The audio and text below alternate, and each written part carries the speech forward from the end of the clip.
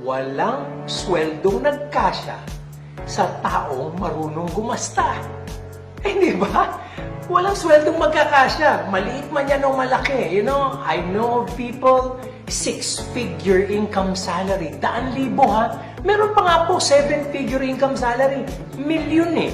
I'm not talking about a year, a month. Pero, wala pa rin wealth. Hindi pa rin mayaman. Bakit? Wealth is what you keep. It is not what you earn.